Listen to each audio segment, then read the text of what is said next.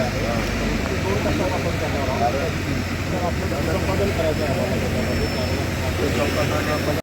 या 4,900 कोटीमध्ये ते धरलं नाही. त्याच्यावर धरलं आहे पण पहिल्या टप्प्यामध्ये 13,111 त्याच्यात आपण PM क्षेत्रामध्ये आणायचं आहे. 13,111मध्ये पण आपण लिफ्ट किती HP मोटारी 5 लिफ्ट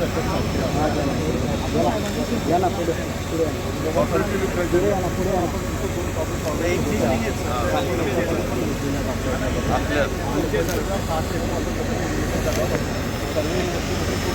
25,600 किती तालुक्यात. तर आपण लोकांना ज्या आधी पण मी इथं आलेलो होतो, परंतु एक गोष्ट आम्ही मान्य करू की वेगवेगळ्या प्रकारच्या मध्ये फॉरेस्टच्या अडचणी होत्या, त्या आता सुटलेल्या आहेत. इतर काही वेगवेगळ्या प्रकारचे प्रश्न होते ते आता सोडवलेले आहेत आणि आत्ता उल्लेख केलेला आहे ते काही प्रश्न राहिलेले आहेत. अशा या सगळ्या गोष्टीचा विचार करून महायुतीचं सरकार हे पाडळसे धरण हे कसं लवकर पूर्ण होईल याबद्दलचा विचार करतं आहे. साधारण जून 2025पर्यंत इथं पाणी अडलं गेलं पाहिजे. आपल्या ताब्यामध्ये असणाऱ्या जमिनीपर्यंत ते तिथं त्याचा फुगवटा गेला पाहिजे.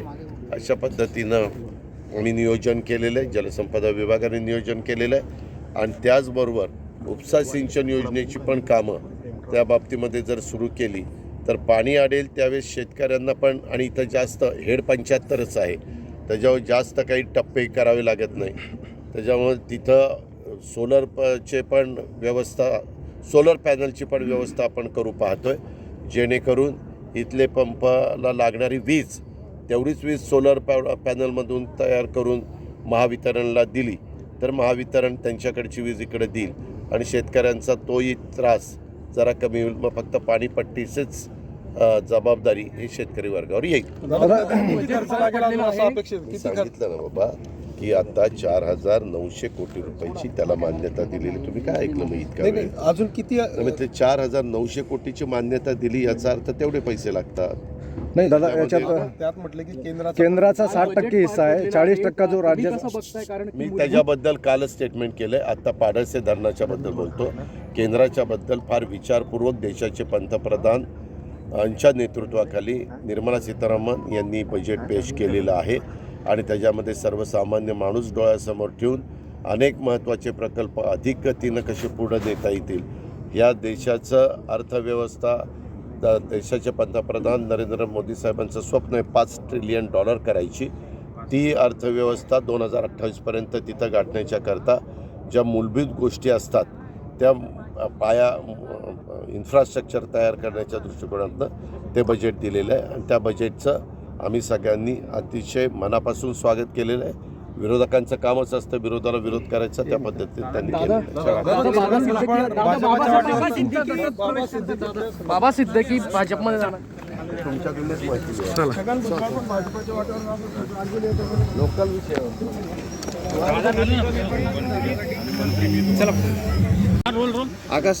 दादा काय म्हणाल, खूप वर्षांचा प्रलंबित प्रश्न आहे. 2 तारखेला मला निर्मलदास पाटील, गुलाबराव पाटील या सगळ्यांनी मला मुख्यमंत्री, उपमुख्यमंत्री सगळ्यांनाच आम्हाला साहित्य संमेलनाच्या शुभारंभाच्या करता आणि काहींना समारोपाच्या करता निमंत्रित केलेलं होतं. आज मी आणि दीपक केसरकर आम्ही बरोबर आलो. मला थोडंसं काही करून हे पाडळसे धरणाची काय परिस्थिती आहे, कारण नेहमी कॅबिनेटमध्ये तुमच्या जळगाव जिल्ह्याचे दोन्ही मंत्री किंवा हे लवकर झालं पाहिजे अशा प्रकारचा आग्रह धरत असतात आणि मग मुख्यमंत्र्यांनी आम्ही सगळ्यांनी ठरवून त्याला सुधारित प्रशासकीय मान्यता दिली. ती जवळपास 4,900 कोटी रुपयाची दिली आणि त्याच्यामध्ये इथल्या उपसा सिंचन योजना पण इन्क्लूड केलेल्या आहेत. 5 उपसा सिंचन योजना नव्या आहेत, 2 पूर्वीच्या ज्या काही आपल्या सहकारी उपसा सिंचन योजना होत्या, पाणी पुरवठा योजना, त्याच्यामध्ये आपण इकडं कन्वर्ट केल्या की जेणेकरून तिथल्याही लोकांना व्यवस्थितपणे पाणी मिळावं. आत्ता काम पाटील म्हणून कॉन्ट्रॅक्टर आहे ते करतायत. त्याच्या संदर्भामध्ये काही काम अजून पाठीमागे राहिलेले त्यांना त्याचे ड्रॉइंग्स पाहिजेत. त्याचे ते ड्रॉइंग आले की 3 त्याच्या संदर्भातले पिलर आहेत, त्या 3 पिलरचं पण काम तातडीनं सुरू होईल. साधारण 70-80 फूट खोल जावं लागतं आणि खालनं 70 फूट भरत तो पिलर वर आणावा लागतो. हे धरण असं आहे महाराष्ट्रातलं की इथं 100%, बाकीची धरणं 50%, 60% इथपर्यंतच त्यांना पाणी उपलब्ध असतं, तरी आपण धाडसाने त्या ठिकाणी करतो. इथं 100% पाणी उपलब्ध होणारं हे धरण आहे. त्याच्यामध्ये थोडंसं मध्य प्रदेश, गुजरात आणि आपलं महाराष्ट्र या 3 राज्यांशी संबंधित काही प्रश्न आहेत आणि त्या प्रश्नाच्या करता इकडनं प्रस्ताव पाठवून दिल्लीतनं त्याला मान्यता घ्यावी लागणार आहे आणि ती मान्यता मिळाल्यानंतर आपल्याला पूर्णपणे पाणी अडवता येणार आहे. आता हे मेन जे काम चाललेलं आहे हे कामाला पैसे कमी पडू नये म्हणून सन्माननीय मुख्यमंत्री एकनाथराव शिंदे, देवेंद्र फडणवीस साहेब, मी आणि अनिल भाईदास, गुलाबराव पाटील आणि गिरीश महाजन आम्ही सगळेच जण याला कुठल्याही प्रकारची निधीची कमतरता पडू द्यायची नाही अशा प्रकारचा निश्चय केलेला आहे. आता सुप्रमा वगैरे सगळे झालेले आहे. आता इथनं पुढच्या गोष्टी करण्याच्या करता जरा दिल्लीमध्ये पण आम्हाला सगळ्यांना पाठपुरावा करावा लागेल आणि साधारण 18 TMC पर्यंत, एकूण 17 ते 18 TMC पर्यंत पाणी इथं अडू शकतं. आज भूसंपादन त्या बाबतीमध्ये करण्याच्या करता पैशाची गरज आहे आणि साधारण अजून 4000 एकरावर मी सांगतो, अंदाजे 4000 एकर भूसंपादन ज्याच्यात पाणी अडल्यानंतर त्या शेतकऱ्यांच्या शेतामध्ये पाणी जाणार आहे ते बुडीत क्षेत्र होणार आहे म्हणून ते आपल्याला ताब्यामध्ये घ्यावं लागेल. त्यालाही मोठ्या प्रमाणावर रक्कम त्या ठिकाणी लागणार. हा सगळा एकंदरीत व्याप लक्षामध्ये घेता आपल्याला जर केंद्र सरकारचा पण पैसा ह्याच्यामध्ये आणता आला तर अधिक फायद्याचं ठरेल. कारण एकट्या महाराष्ट्र शासनाच्या वतीनं 5000 कोटी रुपये एका धरणाच्या करता देणं, कारण राज्याच्या पुढं चांद्यापासून बांद्यापर्यंत अनेक धरणं, अनेक प्रश्न, अनेक वेगवेगळ्या समस्या असतात, त्या सोडवण्याचं काम आम्हाला करावं लागतं.